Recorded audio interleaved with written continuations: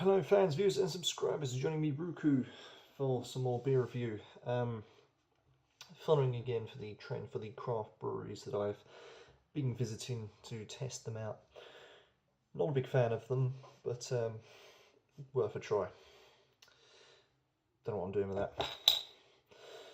This then is following the Irish trend. So this is called Rustbucket, and it is called and it is from Ireland. So Rustbucket from Ireland. This is a 330ml, comes in at 5.1%. As you can probably see just on the bottom there. Well, to distinguish that if you're lucky, right about there. There you go. This beer, well, it's an ale, but this ale is quite interesting. To me, there's a lot of history here, a lot of information which I'll be running through with you shortly. There's a cap for enthusiasts, just bright orange. As we already know from what's on the bottle, obviously, this is the name of the brewery.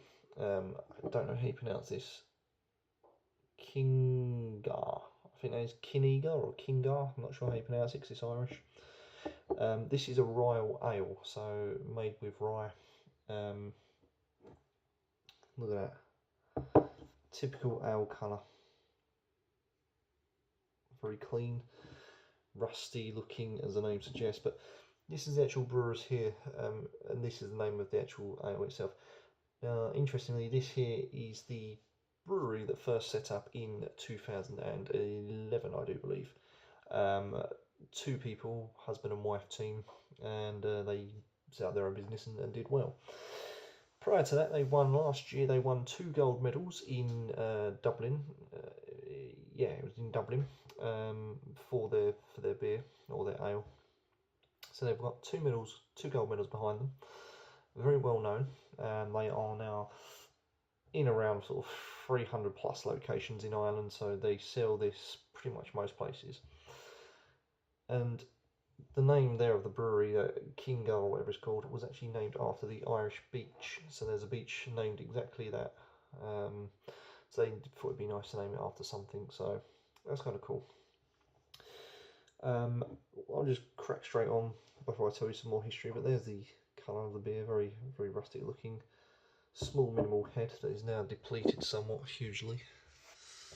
I'll get you in. Yeah, very watery. Just doesn't look great at the moment. See how thin that is. Very thin, small bubbles. Let's see you back. There you go.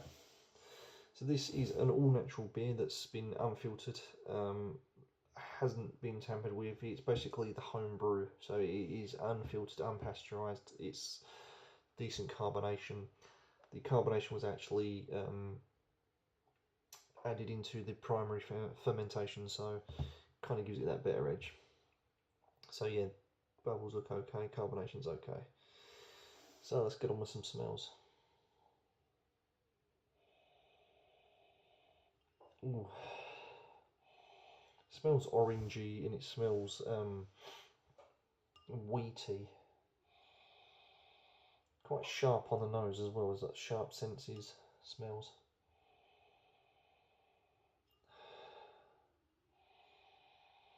I mean, for an ale that's won 2 gold medals in the Dublin Brewcraft Club, that is looks okay, smells decent, but what's it going to taste like? Are they worthy of the 2 medals? Well, that's what I'm going to find out. Cheers.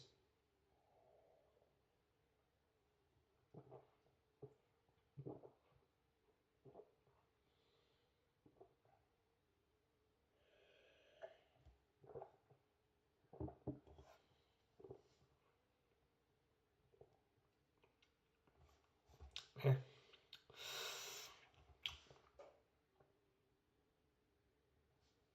Not sure. Typical ale taste, very sort of bitter, irony, but you get a nice sort of sweetness on that as well. So there's a slight nutmeg, not nutmeg, but sweet nutty hint of flavour there that sort of comes through. Then you're overpowered by the typical ale taste. I don't do ales, so I find it hard to describe what ales actually taste like, but it's bitter, strong flavoured, typical ale, irony, strong. The head you can't really taste, but the carbonation is there in the mouth, and it is very, very good, very lively, pops away, coats the mouth all around, bubbles, carbonation firing away. Aftertaste is of sweet, irony, bitter taste.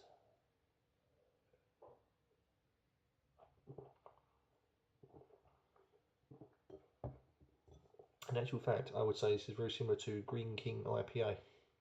The difference is I'd say this is a little bit more, a little bit more sweeter, a little bit more toned down than Green King IPA, and in my eyes, I have a lot better than Green King IPA.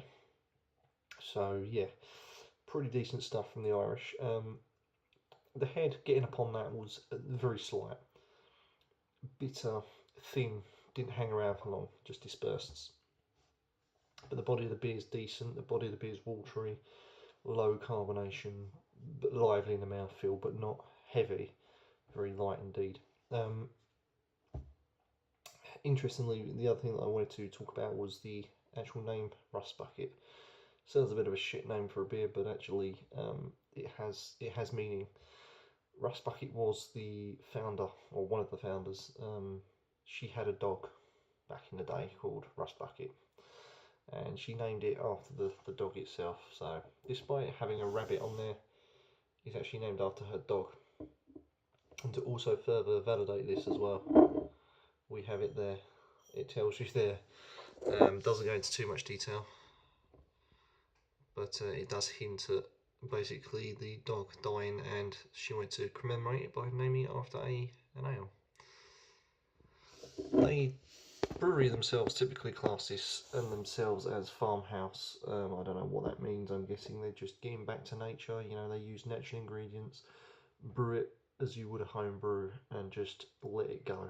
And I think that's the way most beer should be, let alone ales. I think, you know, if you're going to make something, keep it as natural as possible, and this is what these guys are doing. They're keeping it back to basics, no tampering with anything, nothing like that. It's just all natural stuff. Fantastic. Also, because it's a natural unfiltered pasteurised beer, that means obviously there is sediment in the bottom here, which I've kept. Just want to see what that does to the taste and if it changes the colour. It may not, I don't know. And yes, before you ask, you can drink the sediment, and it is safe to do so. Oh, look at that. Look at the head on that. Why didn't it come out like that first time? Look at that. That is so much better head.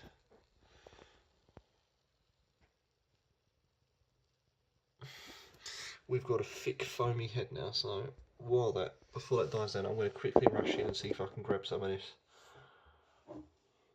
Ooh, slightly cloudier colour as well, look. It's not as clear. And as my history of unpasteurised beers and remixing sediments, you know, it always changes the taste. I have experienced many beers like it, and hopefully this one's a trend.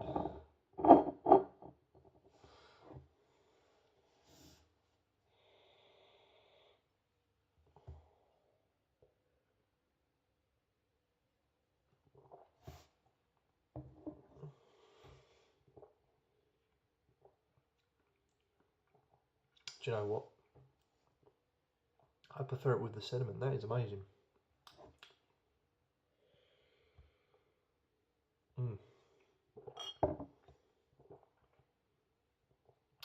With the sediment, it knocks off that irony taste. It brings more of a smoother finish, smoother feel in the mouth. The head is more creamier. You can taste the head. The head's got large bubbles. It hangs around, it's foamy in the mouth, it expands in the mouth. Carbonation virtually drops off the radar. You cannot get no carbonation. And the aftertaste I'm getting is a very fuzzy, buzzy hop. So on my tongue, I can feel a buzzing sensation. I can taste the hops. If I burp, sign of good beer. So well done. That is pretty decent. Yeah, I'm happy with that. Initially not so, but after remixing, top marks.